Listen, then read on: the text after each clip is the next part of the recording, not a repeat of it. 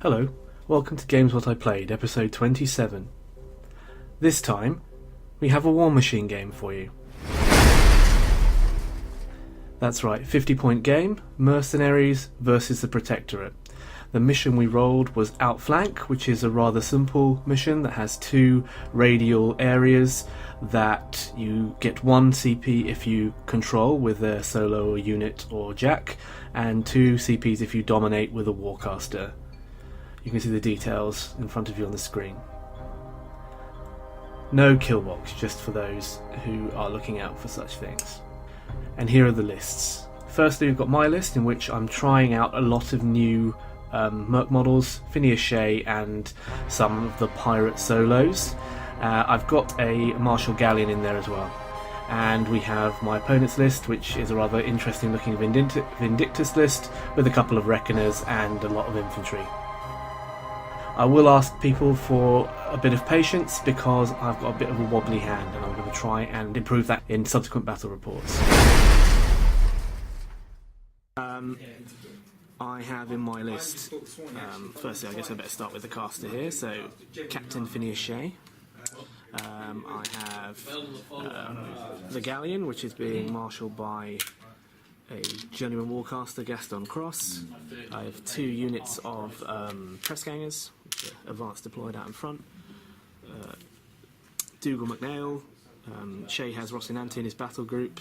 I have Lord Rockbottom, the Commodore Cannon, which I've not used before, it's quite interesting. Doc Killingsworth, Bosun Grogspar, and First Mate Orc. Today I am playing Sir Nicholas. Yes. Who has Vindictus. Vindictus. Do you want me to tell you everything? Yeah, if you could, that'd be great. I've got 2 Reckoners. There we go. Castigator, the Des thinks is crap. It is crap. Choir, 2 Vassals. Choir and 2 vassals? Surely not, sir.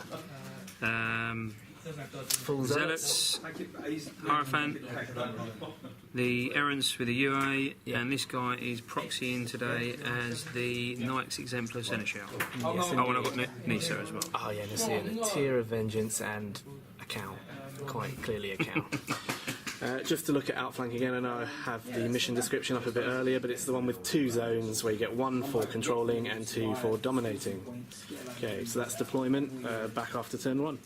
I think I'm going first, aren't I? Yeah, so Yep. Mercs to go first. Alright, so end of turn 1. A little bit happened actually, which is sometimes rare for Warmachine. He moved up and cast Storm Rage on himself and Phantasm on Rocinante.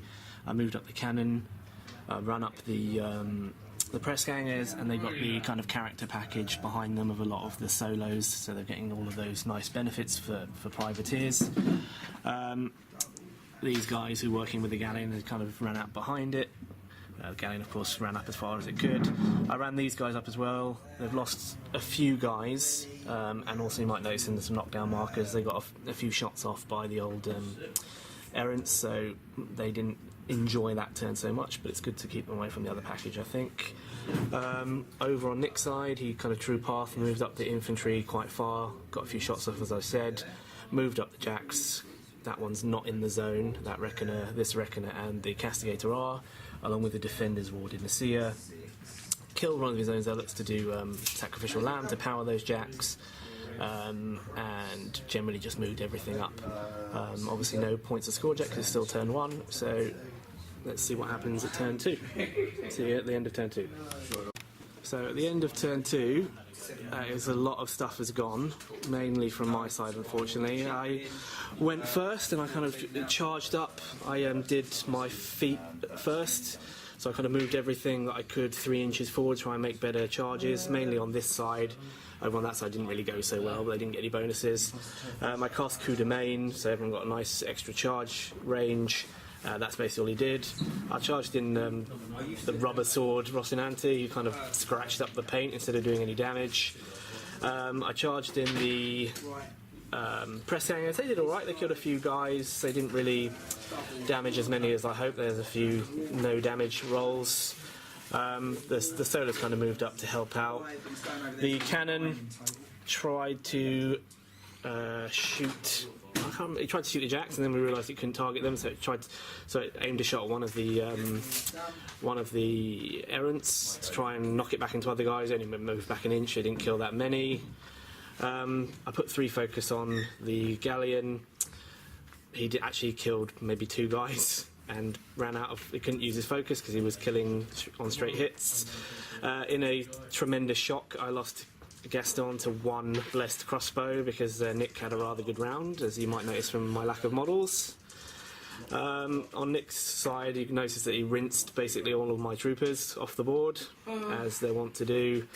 He screwed up Rocinante again. He actually didn't do too well mainly, but then he did an ancillary attack that did about 10 points of damage, which almost wrecked him. So then he got his right arm left. And he set fire to a few things as well. He didn't use his feet, which I'm surprised about, but I mean, I've not actually got that many attacks left, so maybe he thought I can't be wasting time on that. No points to score, because I still got that lonesome guy over there who isn't broken.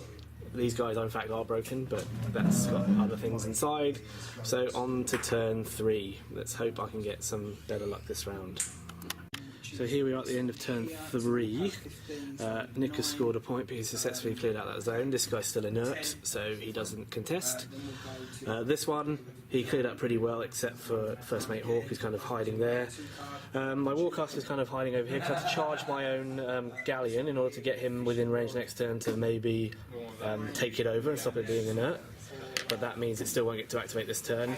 Unfortunately, also in one turn, one guy did 11 damage to it, one guy did 8 damage with a -8 on 3 dice, and even power 13s are still doing 6-7 damage. You did 4. Yeah, but to the other side. Yeah. So that was a normal roll. So he's done crazy damage on it again, so it may not survive another turn. The cannon kind of slammed back the flamey dude, the castigator, which helped to kill off the other dude, the reckoner. But then the castigator got up and got all flamey and angry and killed everything in there pretty much. And Vindictus moved up and made a zealot out of one of my press gangers. That's generally it. So 1-0 to Nick, moving into turn 4. Okay, here we are at the end of the game. It's ended on scenario victory. We have Vindictus dominating this zone for 2. My guy obviously doesn't count. And we have another control on this one, so he went from 3 in my turn because I wasn't able to get to do anything about this zone to scoring 5. Is it even 6? Might be. Yeah, I think he scored. Well, you can't score 6, but I think technically you do have it. I've suddenly come to my senses and realised trying to reactivate this Colossal was a waste of my time, although I did waste a whole turn of Warcaster for it, simply because he was going to wreck it with the dice rolls. Once again, a few power 9s came in and were rolling 9s and 10s for damage. It's gone.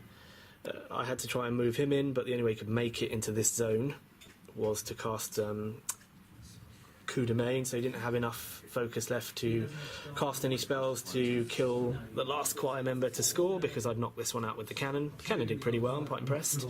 This guy came back in, immolated First Mate Hawk, no more tough, and that was it really. So a pretty bloody game. Quite a lot of models died, but more of my models, which generally means you're not going to do well at that point. Thanks for the game, Nick. Thank you.